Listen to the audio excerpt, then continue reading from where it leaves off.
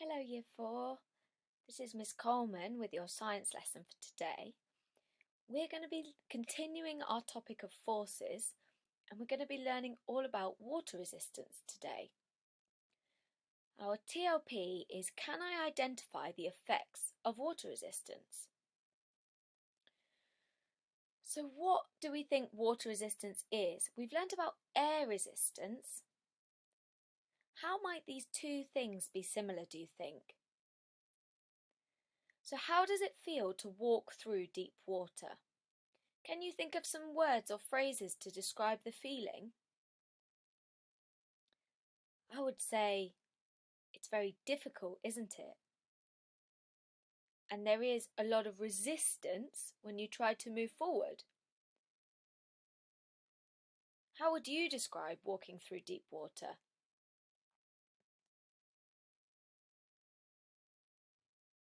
If you've ever walked through water, you will have felt the effects of water resistance pushing against you. So when an object moves through water, it experiences the force of water resistance. Water resistance pushes against objects, making it hard for them to move through the water. So a bit like this swimmer here, they're trying to move forward, but the resistance of the water is moving against the direction that they're moving in. But water resistance will also help you to swim, as when you push against the water with your hand, the water resistance pushes back and helps you to move forward, like using oars to push against the water in a rowboat.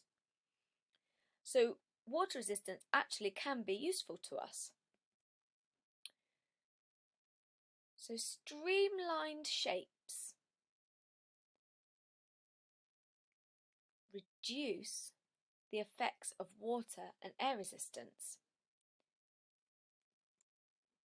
So objects that do not experience much water or air resistance are described as streamlined. Can you think of any streamlined shapes? This is shapes that generally they come to a point, or they have a smaller area facing the air or the water, which means that they can cut through, they can slice through, which reduces the water resistance. So this aeroplane is streamlined.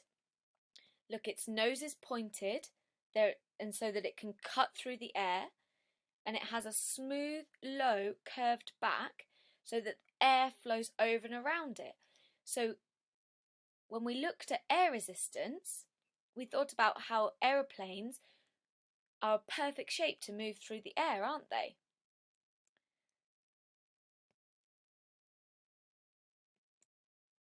So what about this shark?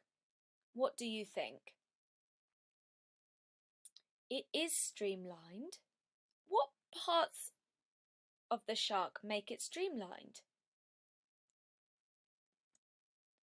That's right, its pointed nose helps it cut through the water, and it has a smooth, low, curved back, a bit like our aeroplane, to allow the water to flow over and around it. So it does not create much water resistance, and it can quickly move through the water. If you look at the fish in the picture, they also have a similar shape, don't they? So animals that need to move through water have this streamlined shape so that they can get through. Now we're going to have a go at doing an experiment to look at streamlined shapes and water resistance for ourselves. We are going to do an experiment on water resistance. We are going to drop different shaped items into water and see how water resistance affects how quickly they will move through the water. So if you're going to try this at home, you will need a container of some sort of water. So it could be the sink, the bath, or something a bit like this. And then you will need 3 different shapes.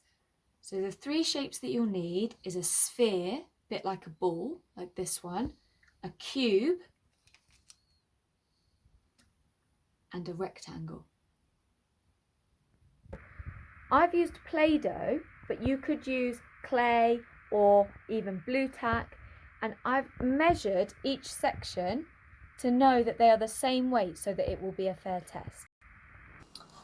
In your pack you'll be able to find this sheet, should say video lesson at the top.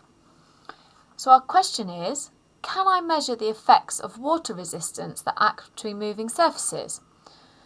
So what are we measuring and how will we do this?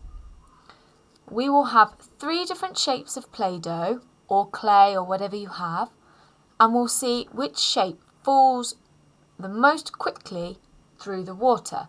So like we just saw, we'll have our container of water and then our 3 different shapes. What are we going to keep the same? We're going to keep the weight the same, so each piece should weigh the same. The amount of water and the container will all stay the same. And what are we going to change to make sure it's a fair test? That's right, we just change one thing, and that will be the shape that we use to drop. So the shape of your Play-Doh or your blue tack, your clay. So which one do you think will drop the fastest through the water? If you think about what we know now about water resistance, which one will create the least water resistance, do you think? And which one will create the most? Make your prediction. You could maybe write a 1 next to the one you think will be the fastest, then a 2 next to the one you think will be the next fastest, and a 3 next to the one you think will be the slowest. So I'd like you to make your own predictions now. I think this one will be the fastest, then this one, then this one. What do you think? Do you agree with my predictions, Year 4, or do you think that I'm wrong?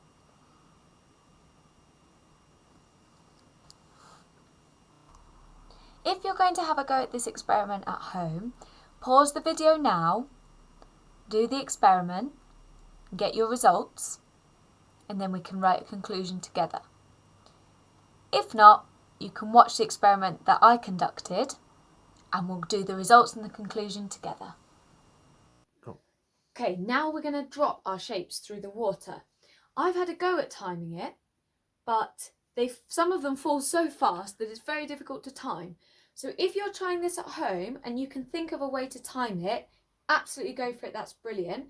Or if you have more than one person at home who might do this with you, you could drop all the shapes at the same time and then you could see directly which one's faster. For now, we're just going to do it by eye. So let's start with the sphere. I'm going to hold it at the top of the water. Oh, that fell very fast through the water. Now let's try our cube.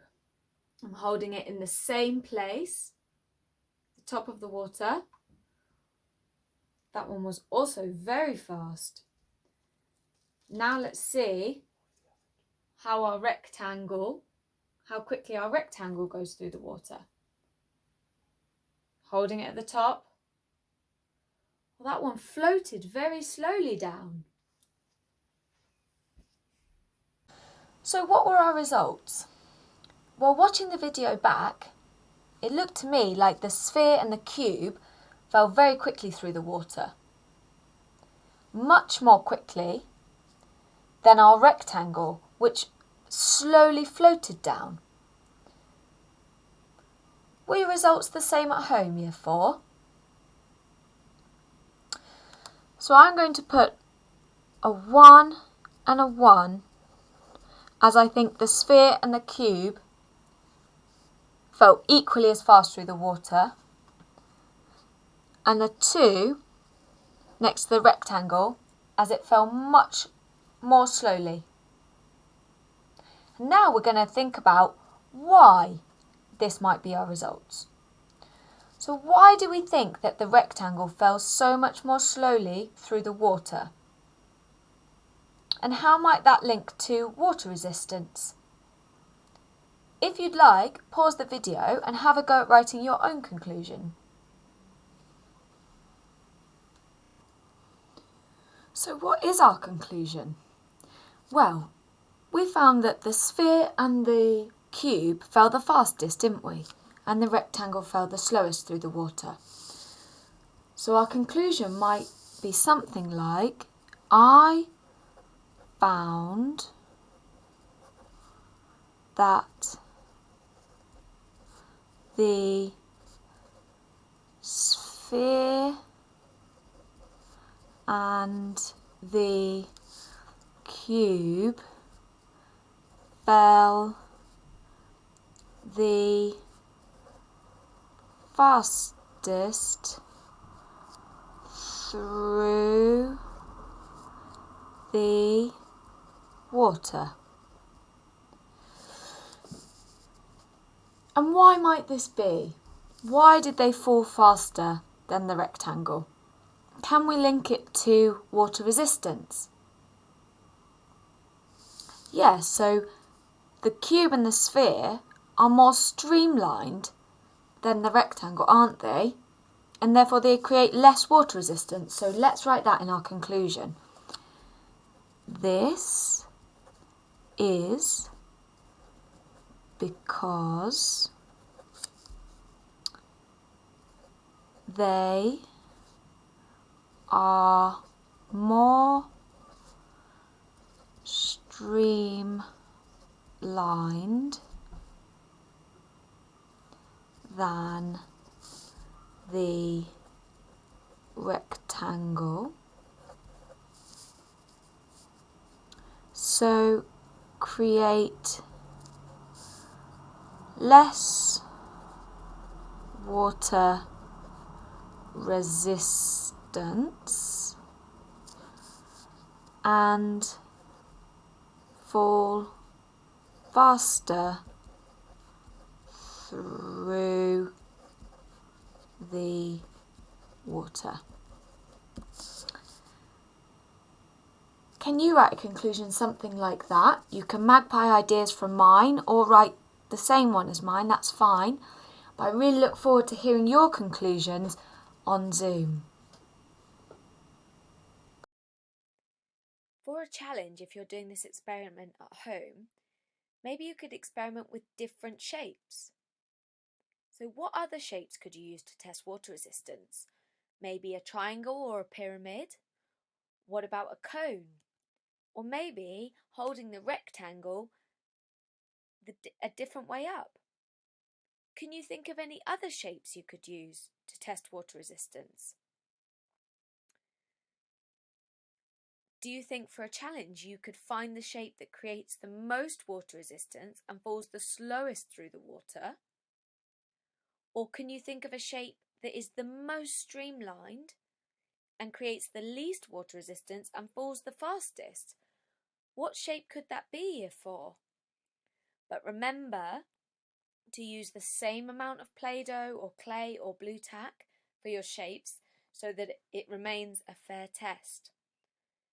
I really look forward to hearing your ideas and what you've been up to later on.